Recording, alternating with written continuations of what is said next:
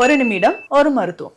ரொம்ப முக்கியமான ஒரு காயக்கல்ப மூலிகை. எல்லார் வீட்லயுமே இது இருக்குங்க. நீங்க ஒரு டீ போட்டீங்கன்னா இந்த மூலிகை இல்லாம போடவே மாட்டீங்க. அதுதான் இஞ்சி. பெரும்பாலும் நிறைய பேர் இந்த இஞ்சியை டீ போடுறதுக்கு மட்டும்தான் நம்ம யூஸ் பண்றோம். இஞ்சி டீ குடிச்சாதான் எனக்கு டீ குடிச்ச மாதிரியே இருக்கும்.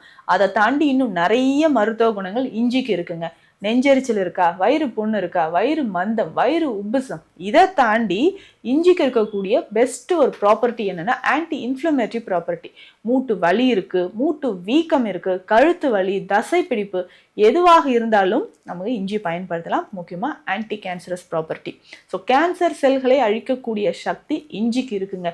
இவ்வளோ மருத்துவ குணங்கள் இஞ்சியில் இருக்கு. இதை தினந்தோறும் காயக்கல்பமாக எப்படி எடுத்துக்கலாம்னா தேன் இஞ்சிங்க.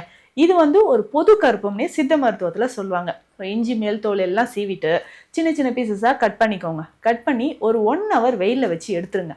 அதுக்கப்புறம் இதில் தேன் சேர்த்து அப்படியே வச்சுருங்க. 3 நாட்கள் கழித்து தினம்தோறும் காலையில் எந்திரிச்சு நல்லா ப்ரஷ் பண்ணிவிட்டு கொஞ்சம் வெதுவெதுப்பான தண்ணி குடிச்சிட்டு 2 துண்டு இஞ்சி தேனோடு எடுத்து ஒரு 1/2 ஸ்பூன் தேனோடு எடுத்து காலையில் சாப்பிட்டுட்டு வாங்களேன்.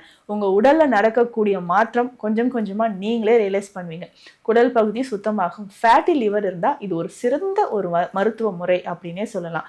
அது தாண்டி இஞ்சி திடீர்னு நமக்கு வயிறு எரிச்சல் இல்லை நெஞ்சு பிடிக்கிற மாதிரி இருக்குங்க அப்படின்னு சொன்னீங்கனாலும் இஞ்சி சாறு ஒரு 1/2 டீஸ்பூன் எடுத்து 1/2 டீஸ்பூன் தேன் கலந்து வெந்நீரில் குடிச்சிட்டு வாங்களேன். வயிறு உப்புசம், நெஞ்சு எரிச்சல், அதே மாதிரி வாயு சேர்ந்து நெஞ்சு வலிக்குதுங்க அப்படின்னு சொல்கிறீங்க இல்லையா, அவங்களுக்குமே இது ஒரு தீர்வாக இருக்கும். இந்த மாதிரி பயனுள்ள மருத்துவ தகவல்களுக்கு நம்ம பேஜை மறக்காமல் ஃபாலோ பண்ணுங்கள்.